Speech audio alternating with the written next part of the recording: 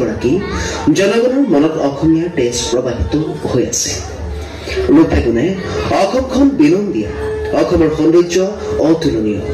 ৰূপে ৰঙে ৰসে অসম জাকত জিলিকা, প্ৰকৃতিৰ সকলো সৌন্দৰ্য যেন অসমখনতে থুপ খাই আছে।